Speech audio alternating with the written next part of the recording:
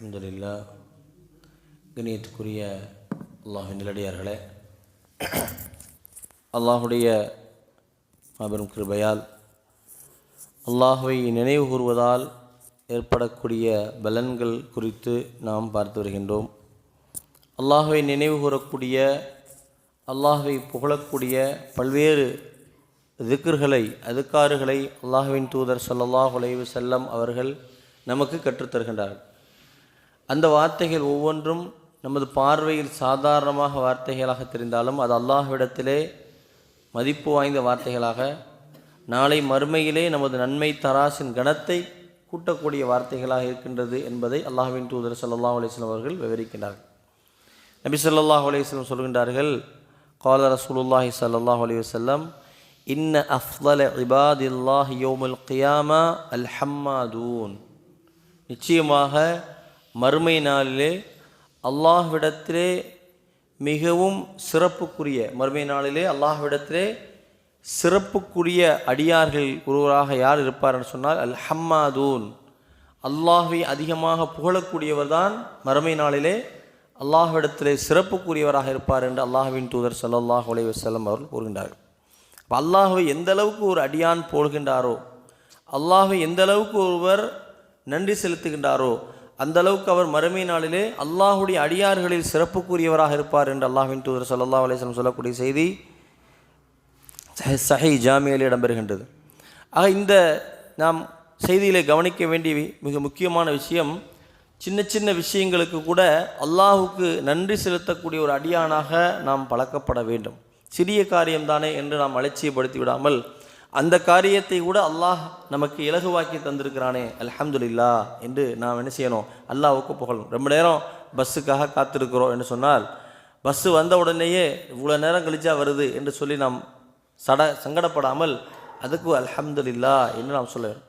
பஸ்ஸிலே நின்று கொண்டே போகிறோம், உட்கார்வதற்கு இடமே கிடைக்கல, உட்காருவதற்கு இடம் கிடைத்திருச்சு, அல்ஹம்துலில்லாஹ். சின்ன விஷயம்தான், ஆனால் சின்ன விஷயத்துக்கு கூட நம்ம அல்ஹம்துலில்லாஹ் என்று சொல்லி அந்த காரியம் இலகுவானதை நாம் அல்லாஹ்வுக்கு நாம் நன்றி செலுத்தும் பொழுது, கஷ்டமாக முடிய வேண்டிய காரியம் இலகுவாகிவிட்டது என்று நாம் நினைக்கும் பொழுது, நம்ம போகக்கூடிய நேரம் ரொம்ப டிராஃபிக்கில் மாட்டிக்கிறோமோ என்று பயப்படும் பொழுது, ஒரு டிராஃபிக் இல்லாமல் ரொம்ப இலகுவாக சீக்கிரம் போயிட்டா அல்ஹம்துலில்லாஹ் என்று நாம் சொல்லும் பொழுது, இந்த மாதிரி சின்ன சின்ன விஷயங்களிலே நாம் அல்லாஹ்வுக்கு நாம் நன்றி செலுத்தும் பொழுது அந்த நன்றிகள் பெரிய பெரிய விஷயங்களுக்கு நன்றி செலுத்துவதற்கு நம்மளை தயார்படுத்தும். அதனால தான் மற்றொரு ஹதீஸில் இடம்பெறுகின்றது, சிறிய விஷயங்களுக்கு நன்றி செலுத்தாதவர்கள் பெரிய விஷயங்களுக்கு நன்றி செலுத்த மாட்டார்கள் என்கிற ஹதீஸை நாம் பார்க்க முடிகின்றது. ஆக அல்லாஹ்வுக்கு நாம் எந்த அளவுக்கு நாம் நன்றி செலுத்த முடியுமோ அந்த அளவுக்கு நாம் நன்றி செலுத்தும் பொழுது நாளை மறுமை நாளிலே அஃதுல் இபாதுல்லாஹ், அடியார்களுடைய, அதாவது அல்லாஹ்வுடைய அடியார்களில் மிக சிறப்புக்குரியவராக இருப்பார் என்பதை நாம் பார்க்க முடிகின்றது. ஆக நாம் அல்லாஹ்வுக்கு சிறு சிறு விஷயங்களில் கூட நாம் நன்றி செலுத்த வேண்டும். அன்றாட வாழ்விலே நமக்கு அல்லாஹ் தந்திருக்கக்கூடிய உடல் உறுப்புகளை நினைத்து நாம் என்ன செய்கிறோம், நன்றி செலுத்த வேண்டும், நினைத்து பார்க்க வேண்டும். அந்த உறுப்புகளை கொண்டு நாம் பார்க்க முடிகின்றது. நமது கைகளால் நல்ல முறையில் ஒவ்வொரு விஷயத்தையும் நாம் நல்ல முறையில் செய்வதற்கு நமது உடலை ஆரோக்கியமாக வழங்கி இருக்கிறான். நமது காரியத்தை நாமே செய்கின்றோம். நம்ம காரியத்தை இன்னொரு ஆள் நின்று செஞ்சு கொடுக்கணுங்கிற அளவுக்கு அல்லாஹ் நம்மளை ஆக்கலை. நமக்கு தேவைகளை நாமளே நிறைவேற்றி கொள்ளக்கூடிய அளவுக்கு உடலில் ஆரோக்கியத்தை கொடுத்துருக்கிறான். ஆக அப்படிப்பட்ட இதையெல்லாம் நான், இந்த பாக்கியத்தையெல்லாம் நினைத்து நாம் அல்ஹம்துலில்லாஹ் என்று நாம் சொல்கின்றோமா என்பதை நாம் கவனிக்க வேண்டும். ஆக அல்லாஹ்வுக்கு அதிகம் அல்லாஹ்வை புகழக்கூடிய ஒரு அடியான் நிச்சயமாக நாளைக்கு மறுமை நாளில் சிறப்பு பெற்றவராக இருப்பார். ஆகவே அல்லாஹ்வை புகழக்கூடிய எத்தனையோ வார்த்தைகள் இருக்கின்றன. சாதாரணமாக அல்ஹம்துலில்லாஹ் என்று சொன்னால் கூட சுப்ஹானல்லாஹி வ பிஹம்திஹி என்கிற வார்த்தையும் அல்லாஹ்வை புகழக்கூடிய வார்த்தை தான். சுப்ஹானல்லாஹி வ பிஹம்திஹி என்று சொல்லும் பொழுது அல்லாஹ்வுடைய புகழை கொண்டு அவன் தூயவன் என்று நான் போற்றுகின்றேன். இந்த வார்த்தை எப்படிப்பட்ட வார்த்தை? நபி ஸல்லல்லாஹு அலைஹி வஸல்லம் அவர் சொல்கிறாங்க, கலிமத்தானி ஹஃபீஃபத்தானி லிசான், நாவுக்கு மிகவும் இலகுவான வார்த்தை, ஹபீபத்தானி மினர் ரஹ்மான், ரஹ்மானுக்கு மிகவும் பிடித்த வார்த்தை. நாவுக்கு பிடித்தமான 2 வார்த்தை, ரஹ்மானுக்கு மிகவும் பிடித்தமான 2 வார்த்தை.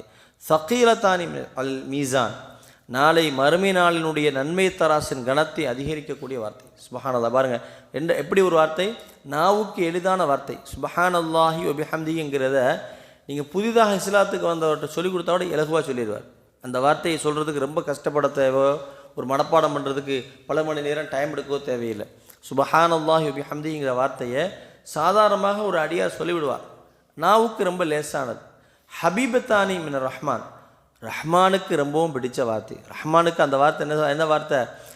சுபஹானல்லாஹி வ பிஹம்தி சொன்னாலே அந்த ரஹ்மான் நம்மை நேசிப்பான், ரஹ்மானுக்கு பிடித்த வார்த்தை. சகீரத்தானி அல் மீசான், நாளைக்கு நன்மை தராசனுடைய கணத்தை வெயிட்டை கூட்ட போகிறது இந்த வார்த்தை தான். நம்ம நன்மைகள்லாம் குறைவாக இருந்தாலும் கூட இந்த வார்த்தைகளை தூக்கி போட்டோடனே என்ன செய்யும்? வெயிட்டு கூடி அல்லாஹ் சொர்க்கத்துக்கு அனுப்பிச்சி விடுவான். அப்படி ஒரு வார்த்தை சுபஹானல்லாஹி வ பிஹம்திஹி என்று ரசூல் ஸல்லல்லாஹு அலைஹி வஸல்லம் சொல்லித்தராங்க. ஆக இந்த வார்த்தைகளை நாம் அதிகமாக சொல்ல வேண்டும். அல்லாஹ் நமக்கு செய்திருக்கக்கூடிய அருளை நினைத்து பார்த்து நாம் நன்றி செலுத்த வேண்டும். அப்படிப்பட்ட அடியாராக நாம் நன்றி செலுத்தும் பொழுது 2 நன்மை இருக்குது. ஒன்று, நாம் அல்லாஹ்விடத்திலே மதிப்பு வாய்ந்தவராக நாளை மறுமை நாளில் இருப்போம். ஒன்று. 2வது, நன்றி செலுத்துதல் என்கிறத அல்ஹம்துலில்லாஹ் என்கிற புகழ்ச்சியில் வெறுமனே அல்லாஹ்வை புகழ்வது மட்டும் இல்லை, அது அல்லாஹ்வுக்கு செலுத்தக்கூடிய நன்றியும் அதில் இருக்கின்றது.